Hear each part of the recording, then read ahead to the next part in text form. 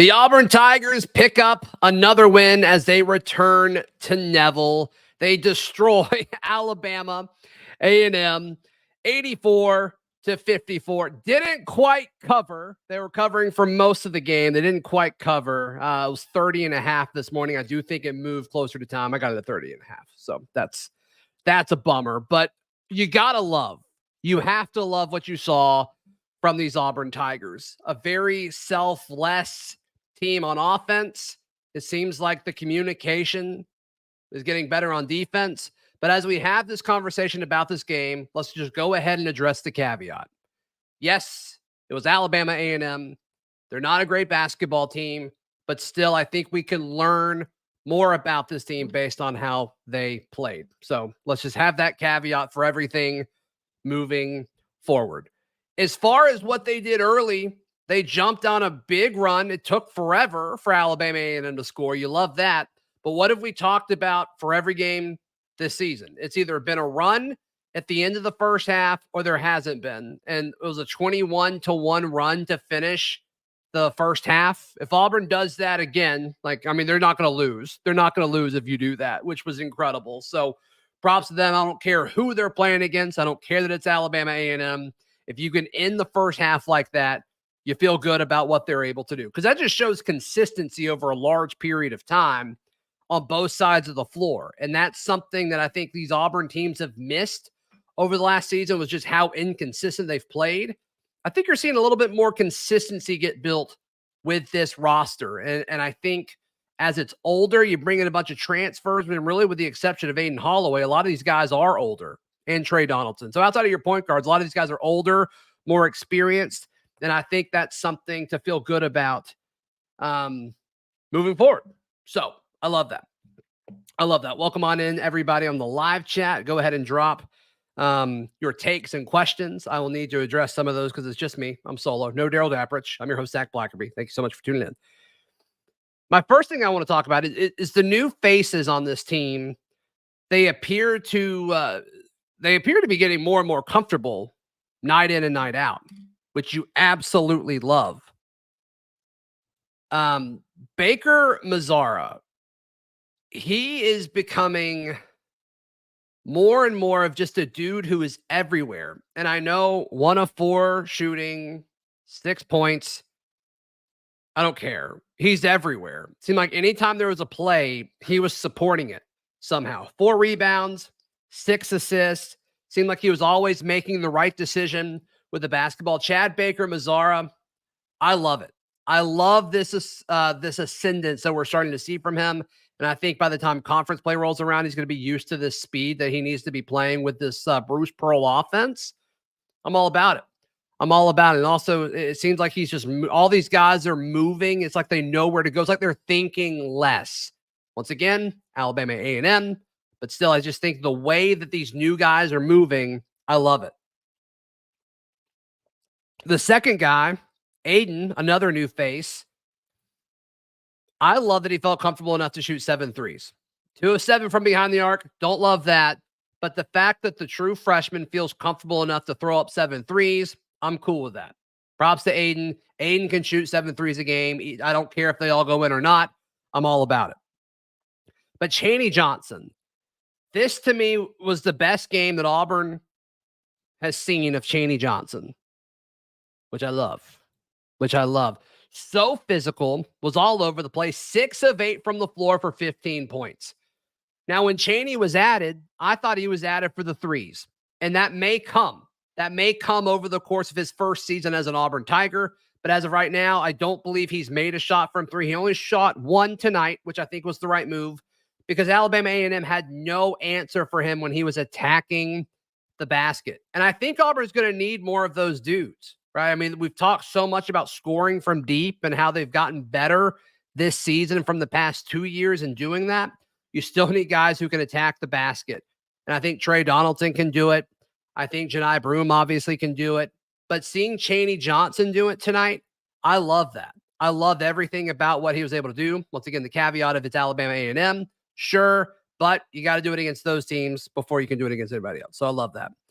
Denver Jones, the other new face that we've talked about consistently, had more of a laid-back game. but we know what Denver Jones can do. I'm not concerned about that. I'm not concerned. And I see Raven saying, was hoping Denver would have a better game. I don't really think he had a bad game. I don't really think he was that involved. I mean, he was 3 of 6 shooting. He scored 8 points, 2 rebounds. He only had 1 turnover. Like, I'm okay with it. In 17 minutes, I just don't think he really played a lot. And that's okay because Denver's going to have his nights. We know this. Denver's going to have his nights where he has a hard time missing the basket, and it's going to be great. So I don't have an issue with the way that Denver played. So live chat, fill me in. What did you think about the new faces, our newer guys? I think they're getting more comfortable. It passes the eye test. I think the stats speak for themselves based on what we saw against Alabama A&M tonight. I love it. I'm all about it. Chris says, seems like the new players have brought the old players to a whole new level. Sure. I'm okay with that. I'm okay with that take, Chris. I really am. I really am. Once again, I don't think Denver's in a slump. I'm seeing a few of you say Denver's in a slump. I disagree. I just don't think he played that much. I just don't think he played. What did we just say? We just said 17 minutes. Yeah, 17 minutes. He didn't need to play more. He didn't need to do anything else. It was fine. I think Denver's fine. Newer guys look good. Older guys, not so much. Jared, I thought everybody looked fine tonight, really. I mean, your older guys, Jalen Williams, 10 points on 3 of 4 shooting, made half of his 3-pointers. I'm okay with that. I'm okay with what Trey Donaldson did tonight. Chris Moore only shot it once, so you're not going to see a whole lot of production from him. I don't know. Like, a lot of these dudes weren't asked to do a whole lot tonight, which is, once again, okay. That is okay. I think that's the point of having a team with a bunch of guys that you feel comfortable playing. And this was a weird game, right? I mean, they started Dylan Cardwell. They started Trey. You didn't see Aden or Janai Broom out there to start the game. And maybe Bruce is trying something. I'm sure they're going to talk about that in the press conference. And if somebody sees the reasoning for that, please put it in the chat because I'd love to know. Jesse's asking the same question. Yeah, if somebody sees that comment from Bruce Pearl in a presser, because I'm sure he will be asked that. If not, no, he will be asked that. I'm pretty confident he'll be asked that. So I didn't hate it. I'm curious if it's just hey, Dylan deserves it kind of thing, or what, or if it's strategic. I don't know. It's against Alabama A&M, so they probably felt like they could try some different things to see what it looks like. I don't know. Just a guess here. If somebody sees that answer from Bruce, please put it in the live chat or text me if you have my number. That'd be awesome. War Eagle Wyoming says best game of the year for Dylan Cardwell, I think. Sure. I think he looked good last game against the Bonnies as well. The whole 6 of 6 from the charity stripe last game I loved, but I think Dylan looked good tonight as well. 3 of 5 from the floor. 9 rebounds. He didn't have a foul, which is unique for Dylan. So yeah, sure. I'm fine with that. If you want to say this was Dylan's best game of the season so far, I'm 100% okay with that. I think the other big takeaway from tonight, guys, is Auburn now goes into this stretch. They don't play again until next Wednesday. It'll be part of the SEC, ACC Challenge, Virginia Tech. And they're healthy. At the start of the season, there was so much concern about health. Aden Holloway was seen in a boot, right? We were freaking out. What exactly did that mean? Janai Broom, injured his shoulder in the exhibition game. What did that mean? And then there were rumors, Bruce Pearl confirmed it. It wasn't rumors. Bruce Pearl confirmed that Denver kind of had to leave practice early while they were in Brooklyn. And so there was a lot of concerns like, oh my gosh, is Denver Jones okay? So there's been a lot of storylines about how there's been some threats of injuries on this team. And tonight, everybody was healthy. They talked about that in the pregame show and the radio broadcast. And now they got a week off. And this team is still healthy. I think it's a very underrated part of this, especially with how some of these storylines popped up early. I think that's very, very an underrated part of this that I don't think we should ever take that for granted. So, All right. Berman had a good night. Man, it was good to see more guys play. I just think that's awesome. I think that's awesome. Sonny Smith talked about it on the call about how important it is to get these guys. They work their tails off in practice. And it sounds like Bruce Pearl works these kids out in practice a ton. So props to them for doing all of that. So, excuse me. Yeah, I mean, I just think everything about tonight was awesome. And it was nice to go into halftime and not be stressing about a game. It's like, oh my gosh, is Auburn going to play to their level of the opponent? They didn't do that, which is nice, especially for Auburn folks. I think we really needed that. I think we needed to have that in the sport for just a few minutes. So I think that's great. Oregon, Wyoming with a good point here. There really isn't a significant drop off in production no matter what 5 BP rolls out there. That's going to be a difference maker later in the year, especially against these opponents. I do wonder if that's going to change in SEC play. And I think the biggest drop off from like the starter to the backup is center. And so I kind of wonder if that was the thought process with Bruce starting Dylan just to see what it looked like. If Dylan were to play with those guys, and then the first group that subs in, you bring in an Aden for a Trey and you bring in a Janai, then you can kind of keep some more of those pieces in there. Makes sense. Makes sense. And I think Janai is enough of a team player to like be okay with all of that. But I don't know. Christy says, I don't like that Auburn gets a lead, then goes into a lull. It lost the game against Baylor. Christy, I'm going to need you to be more specific on that, because they had a big lead and like the other team's going to score points. There's going to be streaks where Auburn gets outscored against anybody. It's just how basketball works. But the end of the half, the 21-1 run. I mean, I don't think we can ask for much more than that. I'm not saying you're wrong, Christy. I just want you to be more specific on that if you don't mind, just so I can kind of understand your point. All right, a lot of folks talking about 3-point percentage. Yeah, I think there's two things, and it doesn't matter who you play. It's all about you. It's all about Auburn. So we'll discuss that in just a moment on this Locked On Auburn postcast.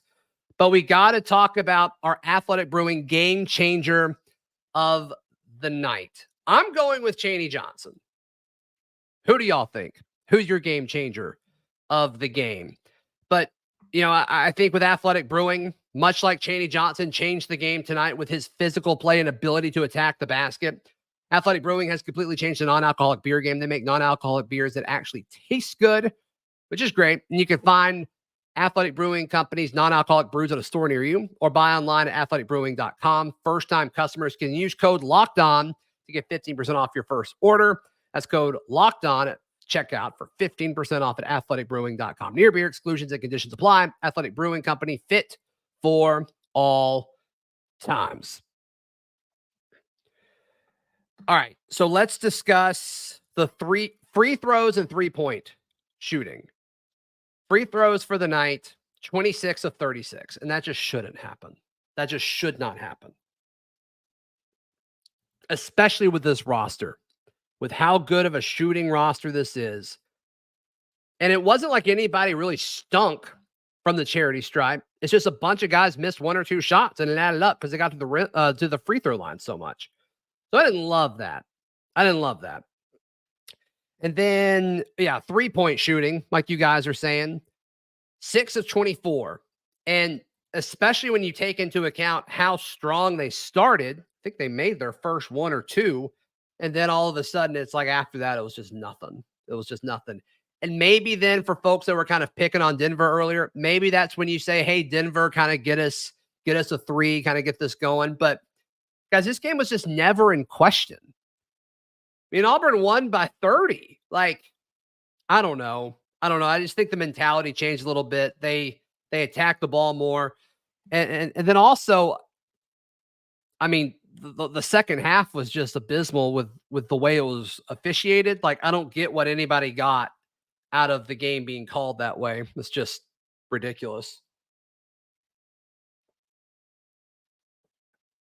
Justin says it was a good game. I agree. But we can nitpick, and we also can add the caveat that it's Alabama A&M. So everybody has opinions there for sure. All right. What were y'all's thoughts? What were y'all's thoughts on the game as we kind of open this up? I mean, there's not a whole lot to really break down here outside of what we already touched on. Ethan says, every game this year, Auburn has come out pretty slow in the second half. Why are they losing so much energy? And Ethan, I don't know if it's every game, but I guess that was the case tonight. But what at some point, like, what do you have to get up for? Once again, they were up 30 points. Like, I don't know if that becomes an issue, like once conference play rolls around or once they're playing a team of equal footing. I think it's a bigger conversation. And sure, you can say Baylor. You could say Baylor, but that was also like the first game of the season. I think there's a lot of different variables that go into that. But sure. I mean, that could be a concern. I'm not quite there yet to be concerned about that. But if you want to nitpick on that, I get it. I totally get that. Jared says, I want to see us put 2 good halves in a game. I mean, sure, that's the goal. But once again, if Auburn scores 49 points in one half and 35 in the other, they're going to win 90 to 95% of those games. Especially because this team's still learning how to play defense together. So I know they got outscored in the second half, 39 to 35. I get it. But they also played walk-ons. They also didn't play their full rotation for the entire game. And they played a lot of different dudes. So once again, like I don't know if that's really like the thing I want to focus on, but y'all are right. I mean, as far as being outscored in the second half, that is factually true. How much weight does it carry? I don't know. Raven, I love this point. Tonight was a game for us to work on chemistry, and we did that. We will learn from this and get better. I'm with you because I think that goes back to what we started with. The new guys. Chad Baker Mazzara certainly looks more comfortable. Chaney Johnson certainly looks more comfortable. Aden shot the ball more. I still think they're trying to figure out the dynamic between Aden and Trey, and that's just going to take time. I think they got to figure out the rotation. I don't love that we're switching back and forth with who's starting at the 1. I think that's something that needs to be figured out sooner rather than later, just because we got to settle in to figure something out. And I get not starting Aden for the first 2 games of the season, but then you start him in the Brooklyn games, and now you're starting Trey again. That one to me is interesting. I don't love that. Once again, if somebody sees the quote from Bruce talking about that, I'd love to discuss that.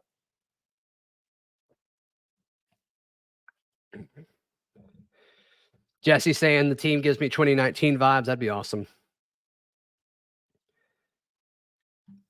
Where you go, Wyoming. The defense on this team is still getting pretty crazy and going to get better. The depth and athleticism is going to make us a nightmare for teams later in the season. The length for this team is what's going to be so fun. And all these guys are just getting better and better and more comfortable with what they're doing. You see that on the offensive side.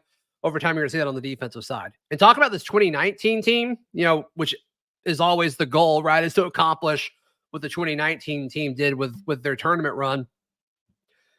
Everybody talks about what Jared Harper and Bryce Brown did shooting the basketball, and obviously that was very important. But that team over the course of the season got so much better defensively. So much better. Where entering SEC play, it was fine, but then towards the end of conference play, it's like, yeah, Auburn's got one of the best defenses in the conference. And then ultimately they went on a major run and made history, which was all exciting, which is what we're trying to chase and get back to. I think this team is going to get so much better over the course of the season defensively for the reasons that we've discussed tonight, but just overall athleticism, chemistry still being up in the air, and overall selflessness of this team. I mean, Bruce has got a certain type character guy that he goes after. I think he's got a full team of them. I don't know if he's had that the last few seasons. He's got it this year. I think it's just going to take time. This defense will get significantly better. Raven asked, Zach, what do you think about Trey and Holloway being on the court at the same time? I was told from a source that they ran that when Denver was hurt and did not practice for the Brooklyn stuff. So they've got it. They've worked on it. I'm certainly okay with it. My question is, if you have both point guards on the floor at the same time, sometimes subbing out of that could be difficult. So you'd have to stagger your subs to some point where, let's say you started Trey, and then you would have to move Trey from the 1 to the 2 and sub out whoever you started the 2, I guess Denver. And then, like, I don't know, how long can you keep that grouping in there? I don't know. Subbing out of it might be interesting, but there may be a game plan where it makes sense and you see more of it. Doug says Harper and McCormick are much quicker and better athletes than Trey and Holloway. I don't know if I agree with that. Better athletes? I don't know. Better basketball players?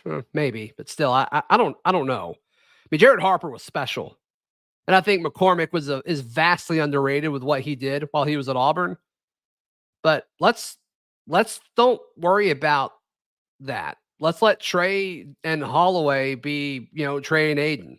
I don't think either of those guys are going to be Jared Harper, but also I think Aden Holloway and Trey Donaldson can do things that Harper wasn't able to. So let's let these guys just be separate players. Because I think from a roster standpoint and athleticism standpoint, like, this roster may be more athletic than the Final Four one. It's just they peaked at the right time.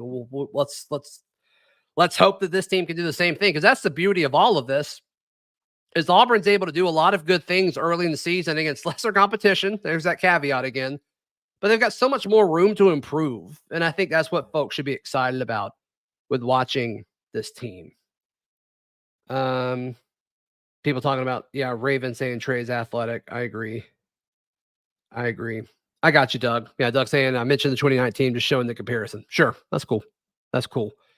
I like the depth of this team better. I like the potential of this team better, which I know is ridiculous to say because they went to the Final Four, but I just think the upside as far as overall basketball talent. Now, that doesn't always work out in March, just because that's the nature of a single elimination tournament. But I mean, I love this roster, and the more I watch them play, the more I like what this roster could potentially become.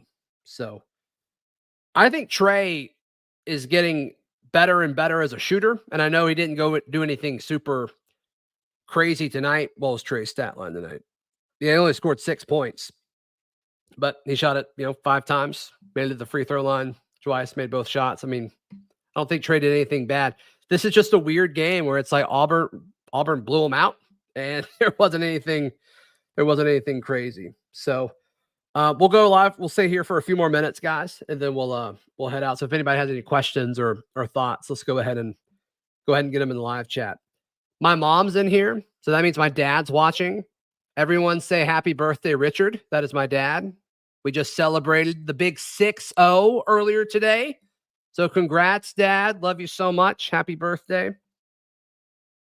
I do wonder, like, are we going to talk about, like, and this isn't a bad thing, but are we going to continue the comparisons between the guards and what we saw in 19? We've just done that, I think, almost every time we've done one of these, which is once again fine. It's just interesting. But sometimes it's been comparing Aden and Sharif, not always Aden and the 2019 guys. So that's kind of funny. Storm says, which I still don't believe that's your real name, 2013 SEC champs, unless they don't hit free throws, they run into a dominant post presence, which they might, right? I mean, there's a lot of that happening in this conference. You got to feel good about what Arkansas is doing. You got to feel good about what Alabama is going to be able to do. I think they're in a similar situation with a reload. I think Alabama's a little underrated this season. I know, boo, 6. But also Kentucky. Like, Kentucky is overachieving right now, and their 3 7-footers aren't on, like, they're not playing yet. And so I just think when Kentucky's 3 7-footers come back, or even if they get 2 of them back, that could be a problem. Yes. Davis saying go Richard. Jesse saying happy birthday, Zach's dad. Happy birthday, Richard. I love it. I love it so much. Thank y'all for the love for my pops. My kids call him Pop. That's his real name now. Doug saying, I think Chaney could be huge for us this year. So tonight was the first night where I really bought into what Chaney can do offensively. And I'm blaming myself for that because I assumed that he would be used differently than he was tonight. And there's a chance that this changes. I think he's 0 for 6 from 3 on the season. You got to think that gets better. You got to think if Chaney can develop the ability to score from 3 through stretches of this season, it's only going to expand, one, his ability to attack the rim with the basketball. And 2, it'll open everything else up too. So I can't wait to see Chaney develop that next part of his offensive game for sure.